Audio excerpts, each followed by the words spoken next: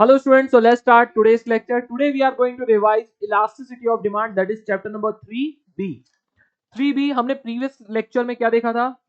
Demand analysis. Hope you all remember, price के change होने से डिमांड चेंज होती है, ये हमने देख लिया था. लेकिन उस चैप्टर ने और लॉ ऑफ डिमांड ने भी बहुत चीख चीख के बताया कि प्राइस के चेंज होने से डिमांड चेंज होती है, लेकिन ये वहां कोई भी नहीं बता रहा था कि प्राइस के चेंज होने से या कोई भी फैक्टर्स के चेंज होने से. हमने टेट पिक्स पाओ ना देखा, इतने सारे फैक्टर्स थे, देखा कि इन सब के चेंजेस होने से प्राइस डिमांड में चेंज आता है, लेकिन किसी ने ये नहीं बताया कितना चेंज आता है. मैं बोलूं कल से मेरी फी, इकोनॉमिक्स सब्जेक्ट की फी मैं कल से 1 रुपी कर दूं तो कितना डिमांड में चेंज आएगा? ओके, ज्यादा नहीं आएगा. और यदि मैं बहुत ज्यादा इंक्रीज कर दूं तो कितना चेंज आएगा? बहुत ज्यादा चेंज आएगा. समझ में आ रहा है ना? मतलब समझ में आपको आ रहा है तो कितना. लेकिन अभी भी आपने शब्द में क्या बोला? बहुत ज्यादा चेंज आएगा, कम चेंज आएगा, लेकिन कितना आएगा कौन बताएगा?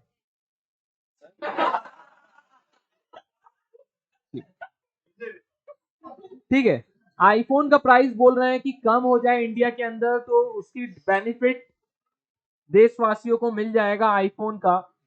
तो कितना चेंज होने से कितनी क्वांटिटी में चेंज आएगा ये अभी तक किसी ने बताया नहीं है. तो इसी चीज को कैलकुलेट कहां किया जाएगा? हम इलास्टिसिटी ऑफ डिमांड. और यहां इस चैप्टर में एक बहुत इंपॉर्टेंट वर्ड है, वो क्या है? रिस्पॉन्सिवनेस. वर्ड क्या आएगा? रिस्पॉन्सिवनेस. कितना रिस्पॉन्स आ रहा है किसके चेंज होने से? टेट पिक्स पावना के चेंज होने से कितना रिस्पॉन्सिव चेंज आ रहे हैं. क्वांटिटेटिव चेंज के बारे में हम बात करेंगे.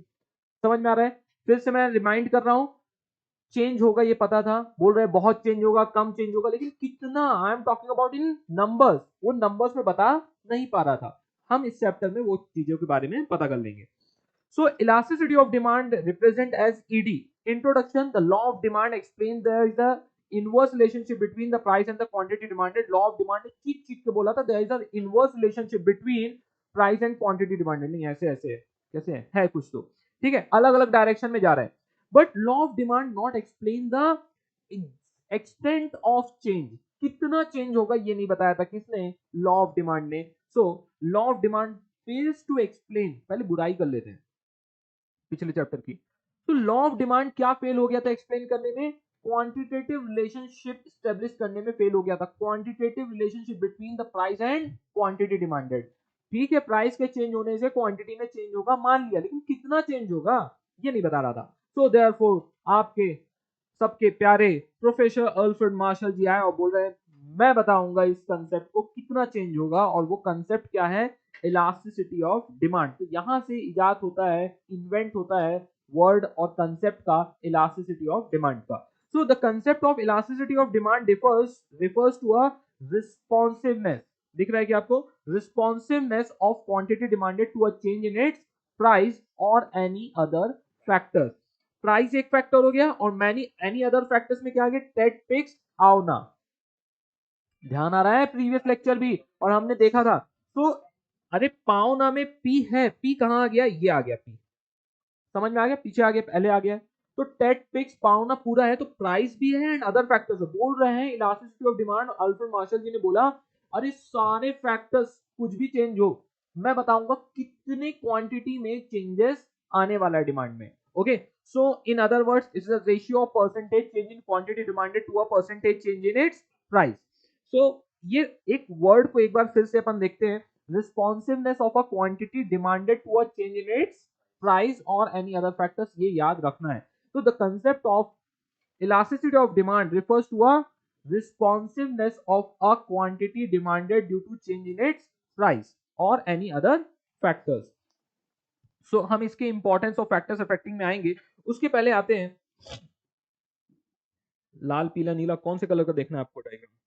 ये कलर्ड वाला कि व्हाइट वाला? चलो ये ज्यादा अच्छा दिख रहा है, व्हाइट वाला. चलो यहाँ बहुत कुछ लिखा हुआ है. तो देखो इलास्टिसिटी ऑफ डिमांड, यहाँ पर सबसे पहला आता है types of elasticity of demand. कितने टाइप्स के इलास्टिसिटी ऑफ डिमांड हो सकते हैं मालूम है आपको? टेट पिक्स पावना. जितने भी फैक्टर्स हैं सभी टाइप्स के. अरे टाइप्स ऑफ इलास्टिसिटी, अरे प्राइस का भी रहेगा फॉर्मूला और टेट फिक्स पाओ ना, सभी के फैक्टर्स का मार्शल जी ने बोला ना, सबका मैं फॉर्मूला बना दूंगा। तो देखो कैसे उन्होंने फॉर्मूला बनाया है। वो बोल रहे हैं सबसे पहले इंपॉर्टेंट फैक्टर लेते हैं, वो क्या है, प्राइस। तो price is one of the most important factor. तो price elasticity of demand, price के चेंज होने से डिमांड चेंज होती है, ये सबको पता था। लेकिन किसी को ये नहीं पता था कि कितना चेंज होगा। वो उसमें क्या लगा दिया, price elasticity of demand. Price के कारण डिमांड में कितनी इलास्टिसिटी आएगी, मतलब कितना चेंज होगा, राइट। सो अब जैसे सबके पास अलग अलग बो है, ट्राई करना। अब किसी का बो क्या होगा, थोड़ा सा स्ट्रेच होगा, किसी का बहुत ज्यादा होगा, सलमान खान का बहुत ही ज्यादा होता है, तो सबका अलग अलग। आ जाओ। सो एडवर्टीजमेंट मैंने उनकी स्पेशल देखी है, जिन्होंने देखा है उनको ठीक है, पता है।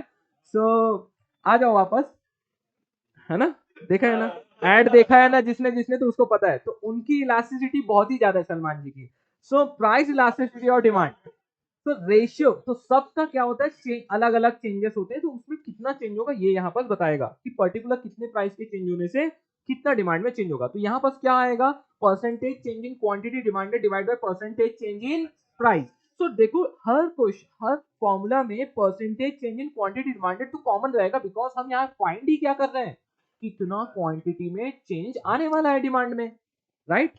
सो वो तो रहेगा, सिर्फ हमारा डिनोमिनेटर क्या है, वो continuously depend upon the factors, factors change होते जाएगा। जैसे यहाँ पर प्राइस है, यहाँ पर क्या रख सकते हो, इनकम, पॉपुलेशन, टैक्सेशन, हर चीज कुछ भी रखो, समझ में आती बात है। तो उससे हमारा क्या होगा, फॉर्मूला डेराइव होगा। तो कौन सा वेरिएबल फैक्टर है, प्राइस।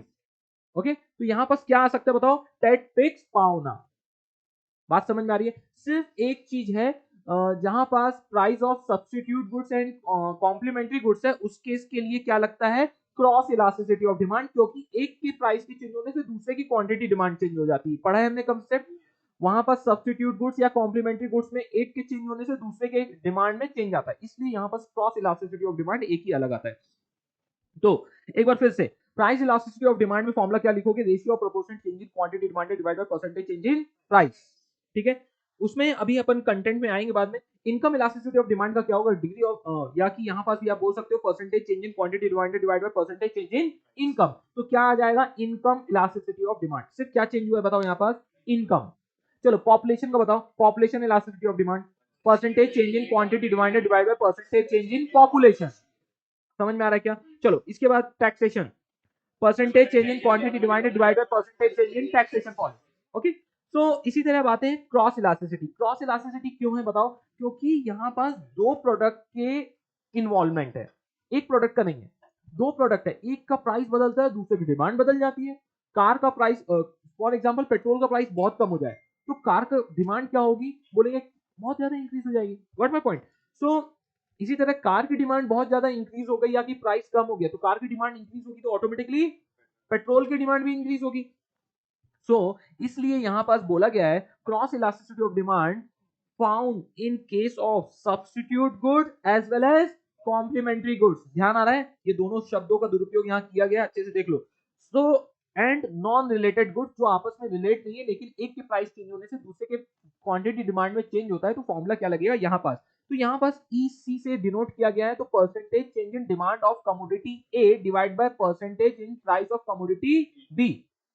ऊपर कमोडिटी A है और नीचे कमोडिटी B है, एक में डिमांड है एक में प्राइस है। तो B के प्राइस के चेंज होने से कमोडिटी A के डिमांड में कितना इंपैक्ट पड़ेगा, समझ में आ रहा है। हाँ, ये हमने पढ़ा है, टी के चेंज होने से कॉफी में, टी के प्राइस के चेंज होने से कॉफी में कितना चेंजेस आएगा डिमांड में, पेट्रोल की प्राइस के चेंज होने से कार की डिमांड में कितना चेंज आएगा, राइट। तो इस टाइप से complementary and substitute goods work करते हैं। तो एक बार फिर से जल्दी से तीनों का फॉर्मूला बोल देते हैं। सबसे पहले price, percentage change in quantity demanded divided by percentage change in price. Income elasticity of demand, percentage change in quantity demanded divided by percentage change in income. Cross elasticity of demand, percentage change in quantity demanded of commodity A divided by percentage change in price of commodity B। ये कुछ भगवान के बच्चे हैं जो ऊ ई करते रहते हैं। आ जाओ, अब आते हैं types of price elasticity of demand. इसमें भी स्टूडेंट को कंफ्यूज नहीं होना चाहिए। देखो इलास्टिसिटी ऑफ डिमांड के अंदर types of elasticity of demand है। बहुत बार स्टूडेंट ना बम फोड़ के आ जाते हैं एग्जाम में। वो पूछता है टाइप्स ऑफ इलास्टिसिटी, वो लिख के आते हैं टाइप्स ऑफ प्राइस इलास्टिसिटी, और वो पूछता है टाइप्स ऑफ प्राइस इलास्टिसिटी, तो वो लिख के आते हैं टाइप्स ऑफ इलास्टिसिटी। तो देखो टाइप्स ऑफ इलास्टिसिटी के अंदर प्राइस इलास्टिसिटी है, और प्राइस इलास्टिसिटी का एक्सटेंशन है types of price elasticity of demand. समझ में आ रही है बातें? सो नेक्स्ट आते हैं, कितने टाइप्स के रहते हैं यहाँ? 5 टाइप्स के रहते हैं। सबसे पहले परफेक्टली इलास्टिक। परफेक्टली इलास्टिक किसी के पास बो है? नहीं है? वो नहीं बोल रहा हूं, बो। देखो मेरे पास नहीं है, कुछ नहीं है, ठीक है। सो कहाँ जेब में लेके घूम रहा हूँ? हाँ स्टेशनरी में रहता है ना, हाँ रहता है ना। नहीं नहीं नहीं नहीं। सो देखो कुछ चीजें होती हैं परफेक्टली इलास्टिक है। देखो मेरी मन की आंखों से देखो, ये रबर बैंड है, स्ट्रेच हो रहा है, कितना भी स्ट्रेच होगा, इसको बोलते हैं परफेक्टली इलास्टिक। अब देखना ये मैंने इतना चेंज कर दिया। एक होता है परफेक्टली इन इलास्टिक, कुछ चेंज नहीं होगा।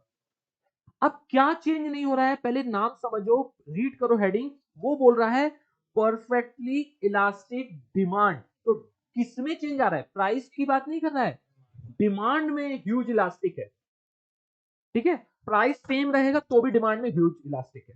ठीक है, फिर बोला perfectly inelastic demand. Demand में कोई चेंज नहीं होता। बोलता है प्राइस को कितना भी कूदने दो ऊपर नीचे, बोलता है डिमांड में कोई भी फर्क आने वाला नहीं है। उसको बोलते हैं perfectly inelastic demand. There is a no change in demand irrespective of huge change in the price. समझ में आ रहा है क्या? नीचे जाए ऊपर जाए कोई फर्क नहीं पड़ता, डिमांड विल रिमेन सेम। तो बोलते हैं उसको परफेक्टली इन इलास्टिक डिमांड की उसमें ये।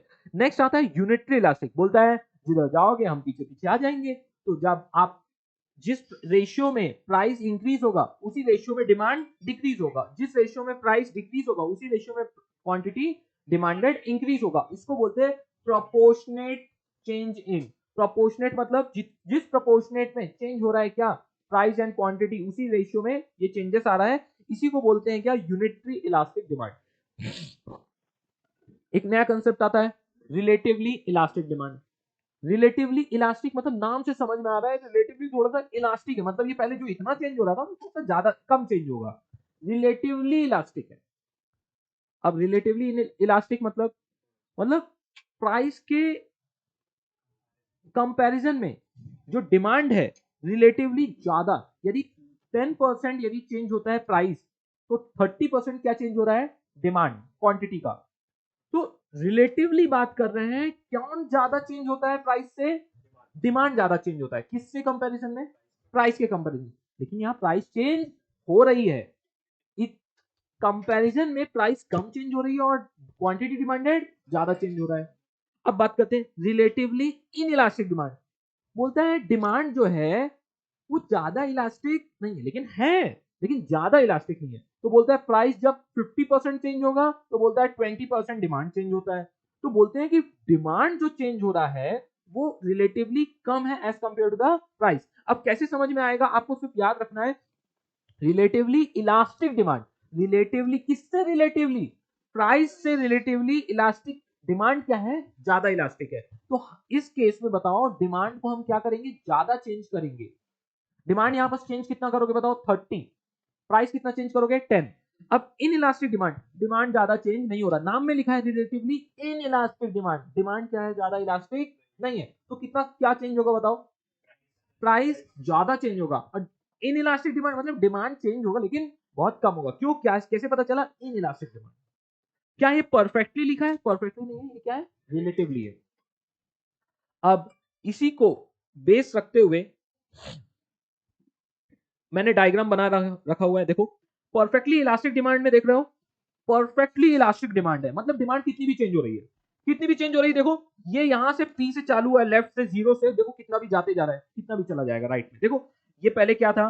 10, 20, 30, 40, 50, एक्स एक्सिस में कितना भी चल रहा है। देखो प्राइस क्या है? एक ही जगह अटकी हुई है। चेंज हो भी रही है, कितनी चेंज हो रही है? इतनी कम चेंज हो रही है, इतनी कम चेंज हो रही है, मतलब दिख भी नहीं रहा है हमको। देखो मैंने लाइन ड्रॉ कर दिया है, उसी के ऊपर आ रही है, इतनी कम चेंज हो रही है। लेकिन क्या हो रहा है यहाँ पास? परफेक्टली इलास्टिक है। अब आप लोग ना जज्बाती, अब स्टूडेंट है, आखिर स्टूडेंट स्टूडेंट होता है, अब उसको लगता है कि यार सर ये ऐसे चेंज नहीं है तो प्राइस चेंज हो रही, मतलब कुछ तो उसको अलग अलग अलग समझ में आता है और कुछ और डायग्राम बना देता है। समझ में आ रहा है? अब उसको क्या बोलते हैं, DD. DD is a demand curve is parallel to X axis. Elasticity of demand यहाँ पर क्या है, इतना इलास्टिक है, इनफाइनाइट, वही चीज लिखा है। अब यहाँ पर perfectly inelastic, there is no change. अरे मैं डायग्राम बना देता हूँ, आप ऐसे मेरे को मत देखो, 200 बार बना चुका हूँ। इधर आओ, देखो अब ये देखो, ये कौन सा डायग्राम था बताओ, परफेक्टली इलास्टिक। देखो चेंज होते जा रहा है demand, D1 D2 D3 D4 D5 होते जा रहा है। नेक्स्ट आता है डिमांड कौन सा, बोलो, परफेक्टली इन इलास्टिक। बोलता है डिमांड, बोलता है मैं नहीं हिलने वाला, वो डिमांड यहीं पास अटक गया है। बोलता है प्राइस कितना भी चेंज हो जाए, P1 P2 P3 P4 जितने भी फोर लगाना है P में लगा लो, लेकिन डिमांड चेंज होगा नहीं। यहां पास बताओ ये कौन सा एक्स एक्सिस है, ये वाई एक्सिस है, ये डीडी डिमांड कर्व है। DD demand curve is parallel to Y axis. समझ में आ रहा है? यहां पास elasticity of demand is equal to what, zero. कोई चेंज हो रहा है क्या? अरे आप ना भावनाओं को समझो, ये किसकी इलास्टिसिटी के बारे में बात कर रहा है? ईडी का फुल फॉर्म बोलो क्या है, इलास्टिसिटी ऑफ डिमांड। बताओ यहां पास खुद हेडिंग में लिखा हुआ है कि यहां पास इलास्टिसिटी ऑफ डिमांड क्या है, परफेक्टली इन इलास्टिक है। मतलब डिमांड में कोई भी चेंज हो नहीं रहा है, तो वही तो लिखा है जब जीरो चेंज हो रहा है, ईडी क्या है, जीरो। नेक्स्ट बताओ कौन सा डायग्राम है, यूनिटरी।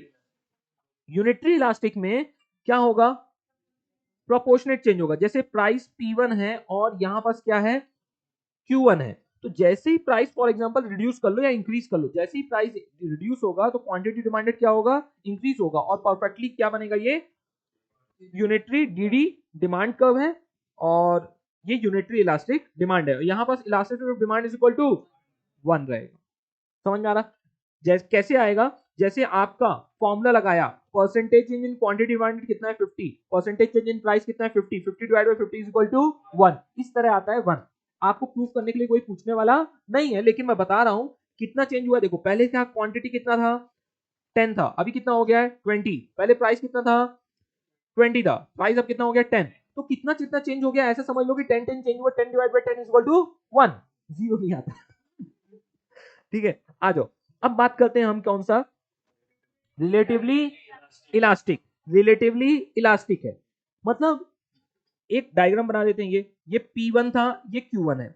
अब बोल रहा है रिलेटिवली इलास्टिक, बोलते थोड़ा सा भी सर P से P1 से P2 आया, रिलेटिवली इलास्टिक क्या है, इलास्टिक आगे लिखो, डिमांड ज्यादा इलास्टिक है। तो प्राइस कम चेंज हो रहा है तो अभी डिमांड देखो कितना चेंज हो रहा है।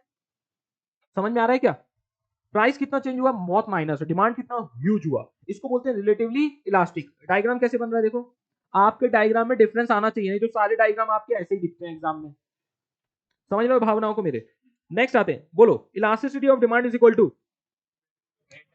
ग्रेटर देन 1, क्योंकि ये कितना चेंज हो रहा है, एक से ज्यादा। जब आप डिवाइड करोगे ना तो कितना आएगा, एक से ज्यादा है, 1.2 1.3 1.4 1.5 1.9 तक जो आ रहा है, जो भी आगे तक आएगा तो वो सब क्या है, greater than 1। Relatively in elastic क्या है, in elastic, demand in elastic है। तो अपन डायग्राम बनाएंगे। सो एक डायग्राम ऐसे बना देने का, ये P1 है, ये Q1 है।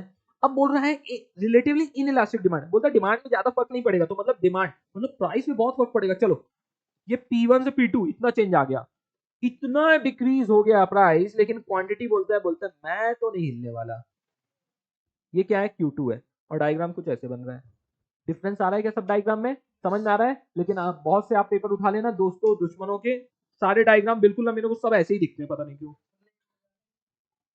अलग अलग आओ, यहां पास इलास्टिसिटी ऑफ डिमांड क्या रहेगी, लेस देन 1 रहे। आ रही बात समझ में क्या? सो हाँ, इसको एक और वर्ड बोलते हैं, इसको भूलना, रेक्टेंगुलर हाइपरबोला। ये वर्ड बहुत बार एग्जाम में उसको बहुत मजा आता है पता नहीं पूछने में। और यहाँ पास देखो एक वर्ड क्या है, फ्लैटर, जो एक्स एक्सिस है वहां पर फ्लैटर है, और ये क्या है, स्टीपर। मतलब समझ में आ रही ना भावना? सो और ध्यान रखो, मैं as compared to price relatively elastic demand, मेरे ख्याल से मैंने इसके अंदर के कंटेंट और डायग्राम सब अच्छे से आपको भर भर के बताए हैं। सो आप ध्यान रखिएगा। देखो एक बार मैं एक को रीड कर देता हूं, व्हेन अ स्लाइट चेंज और when a change in the price leads to infinite change in the quantity demanded, then it will be called as perfectly. जो अपन ने समझा है उसी को अपन क्या कर रहे हैं, यहाँ लिख रहे हैं। नेक्स्ट आते हैं measurement of price elasticity of demand. Measurement कैसे मेजरमेंट करते हैं, सबसे पहला मेजरमेंट आप सबको पता है और हमने उसको बहुत अलग अलग नामों से जाना जाता है, ratio method, proportionate method, arithmetic method, percentage method. इसका फॉर्मूला क्या है और हम पढ़ क्या रहे हैं? देखो एक चीज और है, यहाँ पर स्टूडेंट धोखा खा जाता है। वो एग्जामिनर पूछता है, एग्जामिनर पूछता है measurement of price elasticity of demand, measurement of elasticity of demand. अरे यहाँ मेजरमेंट आपको पूरे सिलेबस में एक ही मेजरमेंट दिया हुआ है। कौन सा मेजरमेंट दिया हुआ है? Price elasticity. आप बोलोगे सर प्राइस नहीं लिखा, कौन सा मेजरमेंट लिखना है? यही मेजरमेंट लिखना है। ठीक है, कंफ्यूज होने की बिल्कुल भी जरूरत नहीं है। लेकिन जब उसने बोल दिया types of price elasticity of demand, तो ये 5 लिखना है। और वो पूछ रहा है types of elasticity of demand, तो ये 3 ही लिख के आने का है। अपने मन से पॉपुलेशन इन और दूसरे टैक्सेशन वगैरह मत घुसेड़ देना। हाँ, वो सीए फाउंडेशन में घुसेड़ना, वहां और अलग अलग टाइप के दिए हुए हैं। सो हाँ हाँ एमसीक्यू है, लेकिन फॉर्मूला यार कुछ भी पूछ सकते हैं ना, क्यों कर रहे हो मेरे साथ ऐसा अत्याचार? हाँ, 4 टाइप के फॉर्मूला लिख देगा, बोलेगा पॉपुलेशन का फॉर्मूला कौन सा सही है बता दो। फिर आ जाओ, ईडी क्या है यहाँ पास? Percentage change in quantity demanded by percentage change in price. So मैं इसका थोड़ा सा दिखा रहा हूँ आपको। देखो इसका शॉर्टकट लिखने का तरीका कैसे है। ED is equal to percentage change in quantity. ये मैंने नहीं लिखा है, ये बुक में भी दिया हुआ है। हाँ, मेरे को इस तरह सकबनी निगाहों से देखने की जरूरत नहीं है। परसेंटेज चेंज इन प्राइस, तो इस प्रकार से कुछ डिनोट किया जाता है। अब बोल रहा है परसेंटेज चेंज इन क्वांटिटी कैसे निकाला जाता है, तो उसका भी फॉर्मूला दिया हुआ है। तो सब बुक में एक बार देखना आप लोग। लेकिन ये देखो परसेंटेज चेंज इन क्वांटिटी का फॉर्मूला क्या है? Change in quantity divide by Q. अब देखते हैं, बेस रखा है इसने क्या 200 और चेंज होके कितना हो गया है 100। प्राइस क्या हो रही है? डिक्रीज। तो डेफिनेटली क्वांटिटी क्या होगी डिमांड की? इंक्रीज। तो 1000 से कितना हो गया 1500। चेंज कितना हुआ? यहाँ 100 हुआ, यहाँ 500 हुआ। तो चेंज इन क्वांटिटी और ये क्या है? चेंज इन प्राइस है। So percentage change in price कैसे निकाले? Change divide by base. Change कितना है 100, बेस कितना था 200, कितना चेंज आया 50%। 100 डिवाइड बाय 200, चेंज कितना हुआ 500, बेस कितना था 1000, कितना हुआ 50%। तो ये change percentage change in price कितना है 50%, परसेंटेज चेंज इन क्वांटिटी कितना है 50%। अब इन दोनों को आपस में डिवाइड कर दें, percentage change in quantity divide by percentage change in price, 50% divide by 50% कितना आएगा 1। इसी तरह कभी कभी क्या होगा, परसेंटेज चेंज इन क्वांटिटी कितना है 40, परसेंटेज चेंज इन प्राइस कितना है 50, कितना आ रहा है 0.8। इसको क्या बोलेंगे? Perfectly relatively in elastic demand, क्योंकि लेस देन 1 है। अभी हम पढ़ के आए रिलेटिवली इन इलास्टिक डिमांड। अच्छा 60 डिवाइड बाय 30 हो गया relatively elastic demand. Okay, exam में पूछने वाला नहीं है, मेरा काम था बताना। अब आओ, आ जाओ, इसको हटा के फिर से लगा देंगे अपन काला चिट्टा। तो टोटल नहीं करते, आ जाओ आ जाओ, अपन बुक से ही कर देते हैं ताकि आपको क्या हो रहा है, आ नहीं रहा है अभी। ये भी हो गया, ये भी हो गया, ये भी हो गया। आ जाओ, अब ये देखो, ये टोटल एक्सपेंडिचर मेथड, इसी को बोला जाता है टोटल आउटले मेथड। आगे चल के मिल जाएगा। टोटल अमाउंट, जितना भी जेब से पैसा निकलता है उसी को अपन क्या बोलते हैं? Total expenditure method. अब एक्सपेंडिचर कैसे मैच किया जाता है बच्चों बताओ? Total expenditure is equal to price multiply by quantity demanded. जितनी प्राइस है और जितनी क्वांटिटी डिमांड हो रही है उसी को अपन क्या बोलते हैं? टोटल एक्सपेंडिचर बोला जाता है। सो इन दिस कंसेप्ट क्या हो रहा है बच्चों, जो जितना अपन कंपेयर करते हैं, यदि आपका टोटल आउटले पहले से इंक्रीज हो गया, अपन उसको बोलते हैं रिलेटिवली इलास्टिक।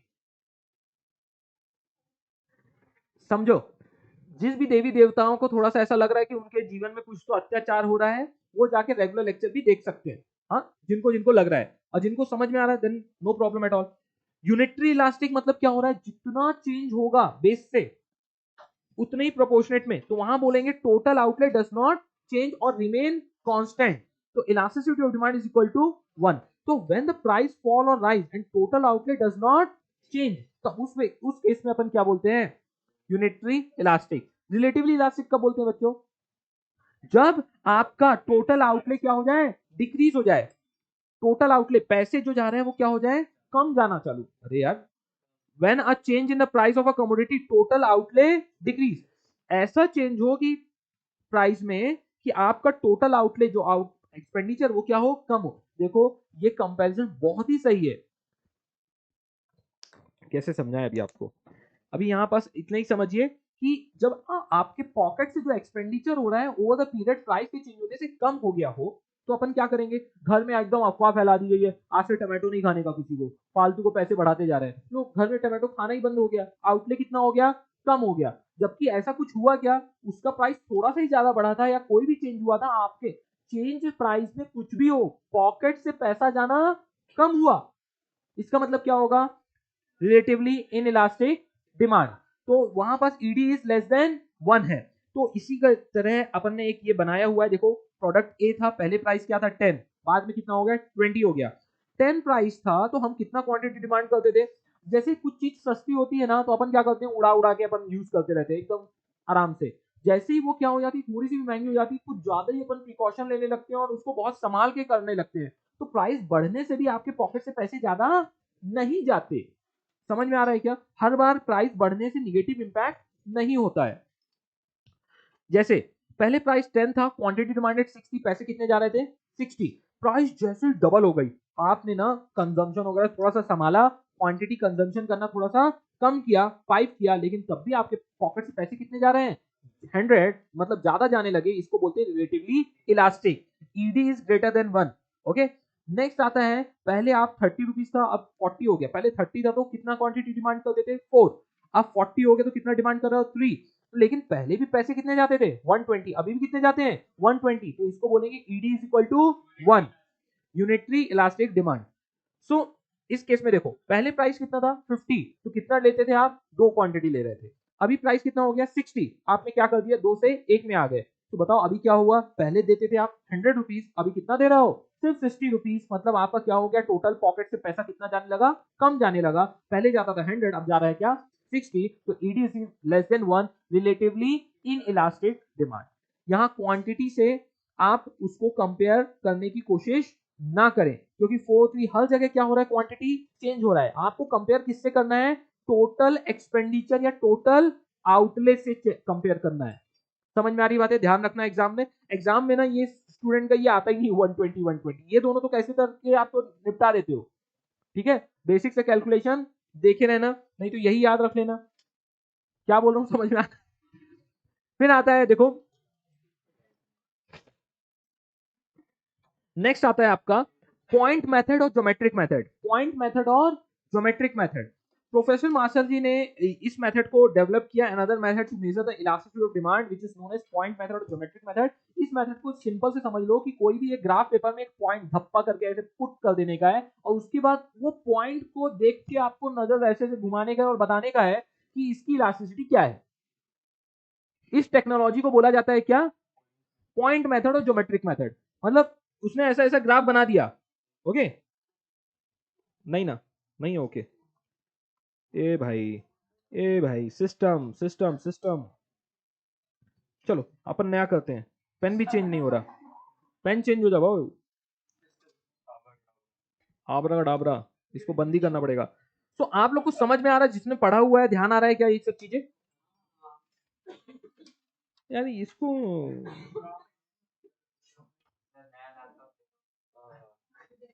ये पुराना हो गया है क्या,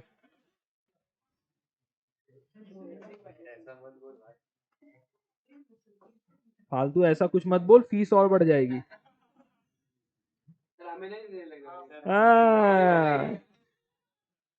तुम्हारा आने वाला भविष्य बोलेगा तुम्हारा आने वाला भविष्य बोलेगा कि राहुल जी के राज में पैसे बढ़ा दिए सर ने। आ जाओ, वो बोल रहे हैं कि यदि एक कोई ग्राफ पेपर है, कोई भी एक पॉइंट बना हुआ है, ये पॉइंट है, अरे ऐसा पॉइंट नहीं होता बच्चों, ऐसा पॉइंट होता है, ठीक है, दिख रहा है ना, उम्मीद करता हूँ। सो बोल रहे हैं इस पॉइंट को देख के बताओ परफेक्टली इलास्टिक है, परफेक्टली इन इलास्टिक है, यूनिटरी इलास्टिक है, रिलेटिवली इलास्टिक है, रिलेटिवली इन इलास्टिक है। इसी के लिए इसको बोला गया है क्या, ज्योमेट्रिक नहीं तो पॉइंट मेथड। आ रही बात समझ में, समझ में। अब इसमें एक फॉर्मूला होता है लू, लू से याद रखना है, वो वाली लू नहीं, lower segment divided by upper segment. Formula क्या है ध्यान रखना है, lower segment divided by upper segment. देखो, the ratio method of total outlay method are unable to measure the elasticity of demand at a given point on a demand curve। demand curve, अब देखो curve, curve ना दो type के होते हैं, एक curve ऐसा होता है और एक कर्व ऐसा होता है, ठीक है, ध्यान आ रहा है, इसको क्या क्या बोलते हैं, कौन कौन बताएगा, linear curve and non linear curve. भाई इसका कुछ नहीं होने वाला, इसको संभालो। तो बोल रहा है ये कर्व में इनकेस इस कर्व में यदि कहीं पास भी एक पॉइंट बना दिया जाए तो आपको क्या बताना है, इसका इलास्टिसिटी बताना है। 5 टाइप की इलास्टिसिटी होती है, उसमें से बताना है। तो at the point of demand curve, ये क्या बोला, देखो point of elasticity demand is called lower segment of demand curve below a given point L and upper segment of demand curve below a point you. So lower segment upper segment, अब ये भी देख के बताओ बच्चों, मैं एक point बना रहा हूं, यदि ये ए है, ये बी है और ये सी है, तो बताओ बच्चों इसमें अपर सेगमेंट कौन सा है और लोअर सेगमेंट कौन सा है। ये समझ में आता है, ये लोअर सेगमेंट हो जाएगा, ये अपर सेगमेंट हो जाएगा। अब यहां पास भी अपन ने इस पॉइंट बनाया और इसको ऐसे करके ज्वाइंट किया, ये था आपका ए, ये है बी, ये है सी। बताओ इसमें अपर सेगमेंट क्या है, ए बी, लोअर सेगमेंट क्या है, ए सी। तो आपको भी वही फॉर्मूला लिखना है और क्या करना है, A B divided by A C, lower segment नहीं, गलत लिख दिया मैंने भी, lower segment divide by upper segment, lower segment क्या है, A C divided by A B. अब समझ में आ रहा है, मैंने भी गलती की ना। तो क्या करना है आपको, ये याद रखने का है, एल लू, lower segment divide by upper segment. आओ बच्चों, so linear demand curve and non linear demand curve, इसमें दो डिमांड कर्व है। लीनियर डिमांड कर्व में एक स्ट्रेट लाइन रहती है which is extended to Y axis and X axis, ऊपर नीचे दोनों ज्वाइन कर दिया गया है। डिमांड कर्व उतना ही था जैसे मैंने भी बनाया ना, तो बच्चों ये डिमांड कर्व उतना ही है, ये देखो डिमांड कर्व इतना ही था, लेकिन अपन ने इसको एक्सटेंड कर दिया और ज्वाइन कर दिया किससे, X axis and Y axis से। अब इसके अंदर जो पॉइंट है, कितने पॉइंट होते हैं, ये 2 हो गए और टोटल कितने आएंगे, टोटल 5 आने वाले हैं, तो 3 और बनाएंगे। तो ये देख लो, ये क्या है आपका यूनिटरी। तो सीधा सीधा कंसेप्ट चालू करो आप लोग, ऊपर से क्या चालू होता है आपका, परफेक्ट। अरे ज्यादा से कम में आता है, ध्यान आ रहा है। देखो उसका लॉजिक भी मैंने बताया बहुत बार, ये मैंने ये पॉइंट में यदि ड्रॉ किया तो ये क्या है, इलास्टिसिटी इज इक्वल टू 0। यहां पास elasticity of demand is less than 1, elasticity of demand is equal to 1, elasticity of demand is greater than 1 and ed is equal to infinite। अब ये इनफाइनाइट कैसे, देखो ये पॉइंट है, इस पॉइंट से यदि मैंने ये लाइन ड्रॉ किया, देखो कितना डिमांड कर रहा है, समझ में आ रहा है क्या, आ रहा है बात समझ में। अच्छा ये पॉइंट में भी देखो इसी तरह, सो इसी तरह का डायग्राम है बच्चों, इसको ध्यान से देखो, यही चीज यहाँ पास बना हुआ है, इनफाइनाइट से चालू होके। मैंने लॉजिक से भी, यदि एग्जाम हॉल में भी कंफ्यूज हो गए तो आप भी इस प्रकार के लाइन मार देना, अपने आप समझ में आ जाएगा। जैसे ही आपने ये लाइन मारा, बताओ यहाँ पास डिमांड क्या हो गया, स्टेबल, मतलब कांस्टेंट हो गया, डिमांड चेंज होने वाला नहीं है, अभी कितना प्राइस कितना भी चेंज होते जाए। ओके, मेरे ख्याल से आपको मेरी भावना समझ में आ गई है। सो बताओ यहाँ P है, P1 है, B है, at elasticity of demand at P2 किधर है, मेरे को दिख नहीं रहा, ये है P2, देखो ये P2 है। अब तुम आप P1 A B C D A D E B जो भी लिखना हो लिख लो। तो यहाँ पास P2 में बताओ लोअर सेगमेंट कौन सा है, P2 to B, P2 to B and upper segment P2 to A। और फॉर्मूला क्या है, lower segment divide by upper segment, तो lower segment divide by upper segment, so कहाँ है, P2 to B and P2 to A। अब P2, अब ये समझ लो ये सब 2-2 सेंटीमीटर के हैं, तो अपर सेगमेंट में कितना है 2 सेंटीमीटर, लोअर सेगमेंट में कितना है 2 + 2 + 2 इक्वल टू 6 है, तो 6 डिवाइड बाय 2 इक्वल टू क्या आ गया, 3 आ गया। तो यहाँ पास क्या आ रहा है, 3 क्या है, ग्रेटर देन 1 है, तो ED at point P2 is greater than 1, इसलिए इसको क्या बोलेंगे बताओ। और ये ये डायग्राम भी किसका है, रिलेटिवली इलास्टिक का है। बात समझ में आ रही है, there is a huge logic behind the same, इसके ऊपर बहुत बड़ा ज्ञान हो सकता है, लेकिन आज के लिए अपन इसको यहीं पास रोकते हैं। अब आप क्या कर सकते हो बताओ, पॉइंट P में ED is equal to ED at point P, बताओ क्या आ जाएगा, P B P A, so PB divide by PB PA आ जाएगा, lower segment divide by upper segment, और वो कितना आएगा 1 आएगा, because 4 divide by 4 is equal to 1। उम्मीद करता हूं मेरी बातें दूर बैठे गांव तक पहुंच पा रही होगी, हाँ बच्चे वहां जो बैठे हुए हैं। सो टोटल आपको समझ में आ रहा है, आप किसी में भी बना सकते हो, P1 में बना दो, P1 P2 में बना देना, एकदम सॉल्व क्वेश्चन को एकदम खींच देने का। ओके, एक बार इसको पढ़ लो, देखो अब हर चीज को, अब आपको क्या है ना, क्वेश्चन में डिफिनीशन में और स्टार्टिंग में उसने कुछ भी लिखा नहीं, लेकिन यहाँ पर देखो लिख दिया है price elasticity of demand eight x axis is 0, x axis में क्या है 0 है, उसने बता दिया, आपको पता नहीं था क्या, हमको अभी पता चल चुका है, अब वही चीज लिख देना। और वाई एक्सिस में क्या हो जाता है, इनफाइनाइट। अभी हमने थोड़ी देर पहले type of price elasticity of demand में भी पढ़ा हमने, सेकंड पॉइंट कैसे इनफाइनाइट होता है, ध्यान देखा ना अभी हमने। तो वही कंसेप्ट को यहाँ पास अप्लाई किया गया है और हर पॉइंट को वो एक्सप्लेन करते हुए 3 बार 4 बार 5 बार फालतू को लपेटे जा रहा है पूरे। देखो डायग्राम बना दिया और हर पॉइंट को एक्सप्लेन कर रहा है। किसको किसको? पांचों पॉइंट को। देखो यहाँ पास बोल रहा है पॉइंट ए में क्या बोल रहा है, इनफाइनाइट। पॉइंट बी में क्या बोल रहा है, zero. Okay, non linear demand curve में ज्यादा कुछ दिया नहीं है, बोलता है ये कॉन्वेक्स टू ओरिजिन रहता है and to measure the price elasticity have to draw tangent line. बोल रहा है जब भी कहीं पास भी, देखो कहीं पास भी आपने कोई भी डायग्राम बनाया और कोई भी पॉइंट लिया, वहां से आपको टच करते हुए टेंजेंट लाइन ड्रॉ करनी रहती है। ये अच्छा नहीं दिख रहा है लेकिन मैं समझ सकता हूँ आपकी भावनाओं को, लेकिन बिल्कुल इसी तरह रहता है। समझ में आ रहा है क्या? कहीं पास भी आप पॉइंट ले सकते हो, ऐसा नहीं होता है कि आप सेंटर में ही लेना है, लेकिन आप ये सेंटर का पॉइंट देख के आप बता सकते हो कि ये सेंटर से ऊपर का सेंटीमीटर कितना है और नीचे का सेंटीमीटर 4 आया। फॉर एग्जांपल मैंने यहां लिया तो बताओ ऊपर का सेंटीमीटर कितना आएगा, 6 आएगा, नीचे का कितना आएगा, 2 आएगा। तो इस केस में क्या करेंगे बताओ, lower segment divide by upper segment. जैसे यहां पास अपन देख लेते हैं क्या हो रहा है, E B divide by E A कर रहा है। देखो E B divide by E A कहां लिखा है, lower segment divide by upper segment. E B divide by E A करने का उसको टाइम नहीं मिला इसलिए उसने किया नहीं, लेकिन वो बता अभी ये केस में क्या है, E B is equal to E A, इसलिए इसको क्या बोला गया है, यूनिटरी इलास्टिक डिमांड। अब कुछ लोग बोलेंगे सर ऐसा कोई डायग्राम बनाओ कि जहां point B and point A है, तो इसके लिए अभी माफी चाहता हूं, ये डायग्राम में नहीं बनाएंगे अपन, उसके बारे में नहीं सीखेंगे। यहाँ पर सिर्फ 3 लगाना है। सर ने बोला था पांचों ठोक के आने के, यहाँ 5 नहीं लिखने का बेटा, 3 ही लिखने का है। कौन कौन से 3 है, एक यूनिटरी है, relatively elastic, relatively inelastic, perfectly elastic, perfectly inelastic. यहाँ पास ज्ञान नहीं देने का, नहीं तो वो वापस आपको बोलेगा ज्यादा ज्ञान लिख दिया है, वापस बुला लेगा। नेक्स्ट आते हैं, अच्छा जब जब इस दुनिया में वर्ड इलास्टिक आया तो उस वक्त क्या बोलना है, चेंज इन डिमांड। जब जब इन इलास्टिक आया तो उसको बोलना है नो चेंज इन डिमांड। अभी हमारा सिर्फ 2 ही क्वेश्चन बच गया, व्हाट आर द सिग्निफिकेंस, या कि जिसको बोला जाता है importance of elasticity of demand, और दूसरा है what are the factors affecting elasticity of demand. सबसे पहले चालू करते हैं factors affecting elasticity of demand. इधर आओ बच्चों, इधर आओ, इधर आओ। Unchain the durable time, unchain the durable time. ठीक है, पहले मेरे को बता दो what are the types of elasticity of demand. Price elastic, income elastic, cross elastic. What are the types of price elasticity of demand? Perfectly elastic, perfectly inelastic, unitary elastic, relatively elastic, relatively inelastic. What are the types of या measurement of elasticity of demand? सबसे पहले point method, geometric method जिसको बोला जाता है, total outlet, total expenditure method जिसको बोलते हैं, फिर आता है उसके इतने बहुत सारे नाम है। क्या क्या नाम है, ratio method, percentage method, arithmetic method. Okay, so इस तरह से हमारा ये कंप्लीट होता है। इंट्रोडक्शन में वहां पास अपन को ज्ञान देने का, पहले बुराई करने की, भर भर के लॉ ऑफ डिमांड की, उसके बाद बोलने का मैं हूं प्रोफेसर अल्फा मार्शल और अपना ज्ञान देने का है। यहाँ हम responsiveness of quantity demand to change in price and other factors हम एक्सप्लेन करने वाले हैं। सो अभी आता है क्या, what are the factors affecting elasticity of demand, unchange the durable time. ठीक है, उसको देखते हैं। सबसे पहले यहाँ पास स्टूडेंट ना क्या होता है हर चीज में, अरे भाई इतने ध्यान से चार्ट बुक उठा के पढ़ा होता ना तो, आओ आओ इधर आओ। हाँ, बंद हो गया था, बंद हो गया था, टेक्नोलॉजी बंद हो गई थी।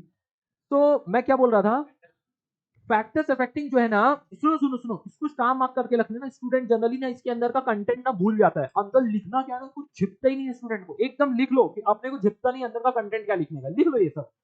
बिकॉज बाद में ना आप क्या है ना, आप टेट पिक्स पाओ ना, उसके अंदर भर भर के लिख के आओगे, लेकिन जैसे ही वो पूछेगा factors affecting elasticity of demand ना, आपका सिस्टम में एरर आ जाएगा। सबसे पहला है nature of commodity. Nature of commodity में 2 टाइप की कमोडिटी होती है, एक होती है लग्जरी, दूसरी होती है नेसेसिटी। अरे आराम से बोल देता हूं, देखो एक होती है जिस चीज की नेसेसिटी है उसमें इलास्टिसिटी ज्यादा नहीं होगा। यदि उस प्राइस, उसकी नेचर ऑफ कमोडिटी के प्राइस क्या हो जाए, लग्जरी आइटम का प्राइस बढ़ जाएगा, तो क्या करोगे, खरीदना बंद कर दोगे, राइट। तो उसमें क्या बोलेंगे, इलास्टिसिटी क्या है, रिलेटिवली इलास्टिक है। लेकिन नेसेसिटी है जहां पास, तो वहां पास क्या होगा, इलास्टिसिटी लेस इलास्टिक या नो इलास्टिक। यहां पास वर्ड देखो क्या लिखा है, in elastic, relatively in elastic लिखा है। लेकिन लग्जरी गुड्स के लिए क्या बोला है, रिलेटिवली इलास्टिक है। कभी भी ना word perfectly elastic and perfectly elastic word जल्दी यूज करना नहीं है, नहीं तो आपके ऊपर गन आ जाती है, क्योंकि आपने एकदम डिसीजन दे दिया। समझ में आ रहा है क्या वर्ड, हमेशा एकदम सेफ प्ले करने का, relatively elastic and relatively inelastic. Availability of substitute, जैसे ही आपके पास बताओ दूसरा सब्स्टिट्यूट रहेगा तो उसकी केस में क्या होगा, कमोडिटी की इलास्टिसिटी ज्यादा रहेगी। नेक्स्ट आता है जैसे सॉल्ट की डिमांड क्या है? इनइलास्टिक। क्यों है? सॉल्ट की जगह और कुछ और डाल सकते हो क्या? नहीं। ओके, लेकिन आपके पास टी की जगह क्या है? कॉफी है। ओके, कार की जगह पेट्रोल नहीं टी की जगह कॉफी है बच्चों। हाँ? पानी की जगह भी और कुछ नहीं है, कुछ मत बोलना। नेक्स्ट आओ, नंबर ऑफ यूजेस। यदि उसका सिंगल यूज रहेगा तो वो क्या रहेगा? लेस इलास्टिक रहेगा, एंड मल्टी यूज रहेगा तो वो मोर इलास्टिक रहेगा। ओके, नेक्स्ट आता है हैबिट। अब आपकी आदतें ही हैं, जानते तो हो। उस केस में जब आपको किसी चीज की लत और आदत लग जाती है तो उस केस में क्या रहता है? इनइलास्टिक रहता है। समझ में आ रही? यहाँ पर वही चीज लिखा है, बोलता है रिलेटिवली क्या रहेगा? इनइलास्टिक रहेगा। देखो लिख दिया आखिर उसने, भावना। तो एडिक्टेड गुड्स जो रहते हैं, ड्रग्स, कोकीन, चरस, गांजा, तो उन केस में क्या रहता है? इनइलास्टिक रहता है। ड्यूरेबिलिटी, यदि किसी गुड्स की क्या है? ड्यूरेबल ज्यादा है तो उसका क्या होगा?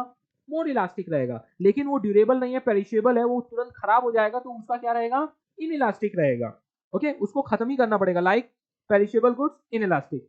लॉजिक समझ में आ रहा कहीं ना कहीं?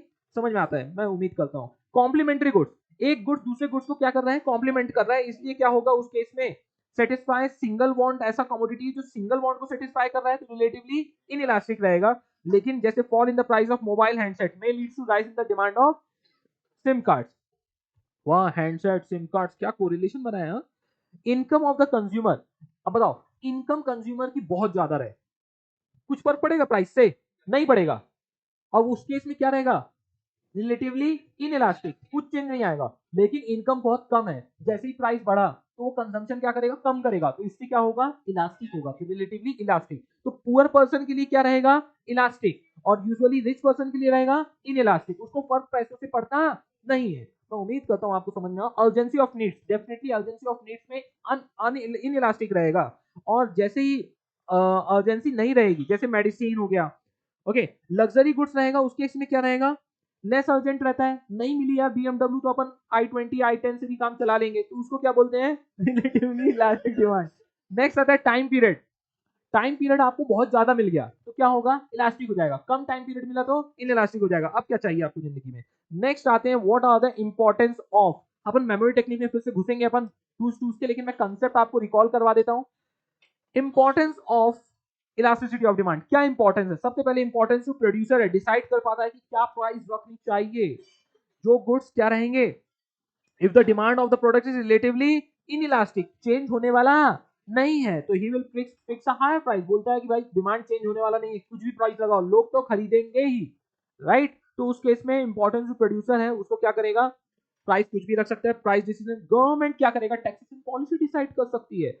Demand of relatively inelastic will be tax more. Like जैसे इनइलास्टिक कौन से गुड्स हैं इनइलास्टिक वाले, बताओ?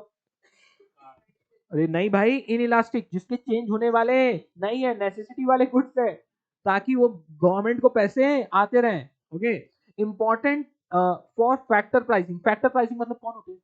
क्या बोल दिया सर आपने?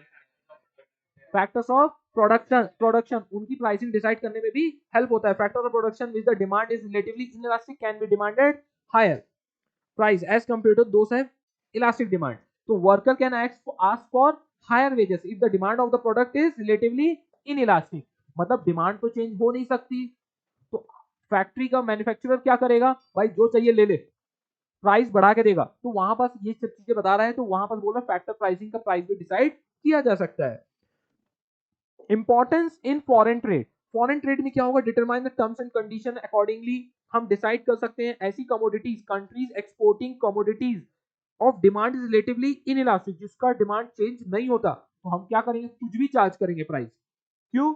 आपको लेना ही पड़ेगा, नहीं तो जैसे हम पेट्रोल बंद कर दोगे क्या पेट्रोल खरीदना? नहीं। तो वो जैसे वहां भी ओपेक कंट्रीज वगैरह कुछ भी चार्ज करें, आपको खरीदना पड़ेगा ही पड़ेगा। क्यों? क्योंकि उसकी डिमांड क्या है? रिलेटिवली इनइलास्टिक है। हाँ ठीक है, मोदी जी आएंगे, बोल देंगे, आपको रिक्वेस्ट करेंगे, कोशिश करिए पब्लिक ट्रांसपोर्ट यूज करिए, साइकिल यूज करिए, एक दिन हर कोई सोमवार को साइकिल यूज करेगा, पब्लिक ट्रांसपोर्ट बंद रहेगा, तो अपने आप क्या होगा? कुछ मोटिवेट हो गए, देशभक्ति ये सब कुछ तो डाउन आएगा। लेकिन इसीलिए उसको क्या बोला है? Relatively inelastic. नेक्स्ट ओपेक, देखो इसमें एग्जांपल भी लिया है। ओके, सो पब्लिक यूटिलिटीज के बारे में बात किया है, like railway which have inelastic demand. उसमें क्या रेलवे के फेयर रेट ज्यादा कर देगा, बोलेगा नहीं जाएंगे? कैसे जाओगे? चल के जाओगे क्या ट्रैक में? ठीक है, तो जाना तो पड़ेगा। तो रोड का तो और बहुत ही ज्यादा है, उसकी ज्यादा से क्या होता है? गवर्नमेंट और इतनी सारी बसेस हैं, उनका डिमांड, और वहां तो डिमांड एंड सप्लाई के ऊपर चलता है, किसका? बसेस का जैसे ही डिमांड बढ़ेगी प्राइस और सातवें आसमान में, तब क्या करोगे? कम से कम ट्रेन में ये प्रॉब्लम नहीं होती। इसी तरह कहां प्रॉब्लम होती है? एयर रूट में भी। So government can either subsidise और nationalise them to avoid the consumer exploitation. फिर आता है प्रोपोर्शन ऑफ एक्सपेंडिचर। ये वर्ड तो और आधे तो ब्लैंक ही हो जाते हैं, होता क्या है? ध्यान रखना बच्चों, मैंने ये दोनों के लिए डिस्क्लेमर पहले दे दिया है। आप एग्जाम में जाके अंदर के कंटेंट के लिए ब्लैंक हो रहे हैं तो इसके दोषी आप हैं। सो प्रोपोर्शन ऑफ एक्सपेंडिचर के केस में क्या होगा? A person income is small, ये बिल्कुल कौन से वाला कंसेप्ट ला दिया यहाँ पर, पुअर और रिच वाला, उसकी इनकम स्मॉल है तो then the demand for the product is relatively inelastic. Example newspaper हो गया। If the proportion of expenditure is larger, यदि कहीं किसी चीज में वो बहुत ज्यादा पैसा खर्च कर रहा है तो then the demand for the product is relatively elastic. तो जहां ये सिंपल सा कंसेप्ट है, प्रोपोर्शन ऑफ एक्सपेंडिचर, कहां कम खर्चा करते हो कहां ज्यादा खर्च करते हो, इसके ऊपर है। This way we have completed, but still what is left? Ma'am memory technique से आपको क्या क्या याद आ रहा है हम देखते हैं अभी।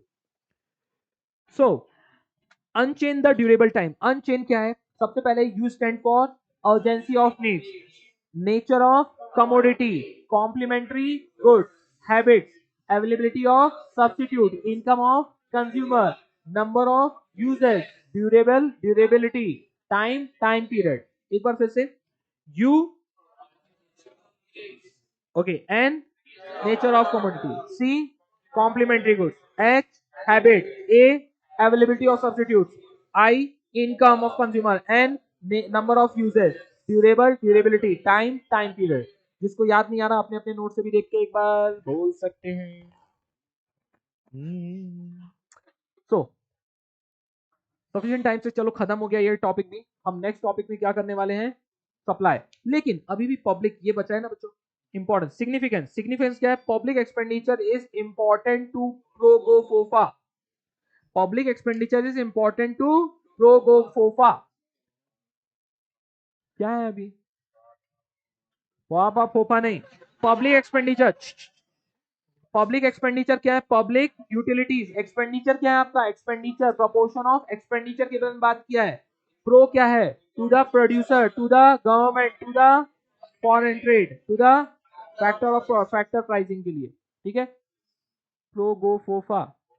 Public utilities, expenditure, proportion of expenditure, importance to producer, importance to government, और फिर importance to foreign trade, and last में इंपॉर्टेंस इन फैक्टर प्राइसिंग। आपके नोट में लिखा हुआ है, ऐसे क्यों कर रहे हो आप? चलो, unchain the durable time. U, N, nature of, C, complementary, H, habit, A, availability of sub, A, income, N, number of users, durability, and time period।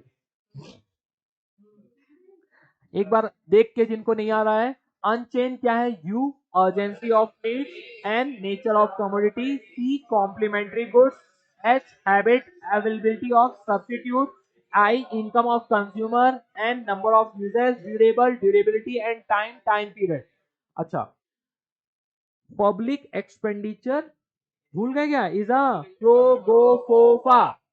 Public expenditure is a importance of, क्या है आपका? Public expenditure is important to progofofa. ये याद रहना चाहिए बच्चों। Public utilities, expenditure, proportion of expenditure, importance to producer, importance to government, importance in foreign trade, importance in factor pricing. क्या है मेमोरी टेक्निक? बताओ इसको। अरे क्वेश्चन क्या है? क्वेश्चन क्या है बच्चों? सिग्निफिकेंस नहीं तो importance of elasticity of demand. क्या है memory technique? Public expenditure is important to प्रोगोफोफा। Public expenditure is important to प्रोगोफोफा। Public utilities, expenditure, proportion of expenditure, importance to producer, importance to government, importance to foreign trade, importance in factor pricing. Unchain the durable time. Unchain. U, un, urgency of needs. N, nature of commodity. C, complementary goods. H, habits. A, availability of substitutes. Income of consumer. Very good. ठीक है, so this way we have completed। एक second अभी ना random fire होगा from chapter number 2 onwards। so what are the types of utility? Form, place, time, service, knowledge, possession। Next, what are the exceptions of law of demand? Two good gifts. Two good gifts क्या है? Prestigious good, habitual good, given paradox, ignorance, price illusion, speculation. What are the assumptions of law of demand? Tet pick fauna. No tet pick. No tet. What are the assumptions? No tet pick. चलो अपन बात कर लेते हैं यहीं पास right में लेते हैं सब बढ़िया से. No tet picks हो गया. What are the factors affecting demand? Tet picks fauna. Tet picks fauna. So आ जाओ. T taxation. E expectation of future price. Taste habit and fashion. Population. Income. Complement goods. Substitute price. Advertisement. Other factors. Nature of product. What are the types of demand? Form, place, times. Circuito, देखो. What are the types of demand? Direct, indirect, joint, composite, competitive. Demand schedule के अंदर क्या आते हैं? Individual demand schedule and market demand schedule. Individual demand schedule demanded by a consumer and total quantity of a commodity demanded by all the consumer. What are the types of utilities? What are the concept of utility? Total utility and total utility is a utility derived from all the units of a commodity consumed by the consumer is known as total utility. Total utility is equal to summation of marginal utility.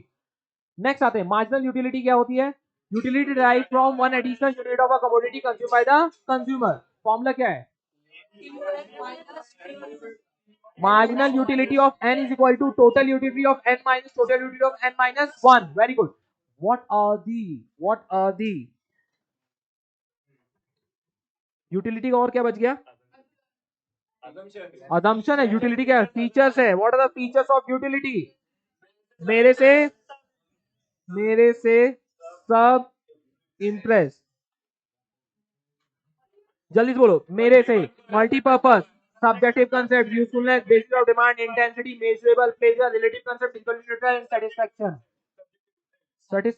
क्या सब में subjective concept? एक बार आराम से. मेरे से multi-purpose, S subjective concept, U usefulness, B basis of demand, I intensity, M measurable, P pleasure, R relative concept, E ethically neutral, S satisfaction. Next आते हैं. What? Statement of law of DMU. Other things will remain constant.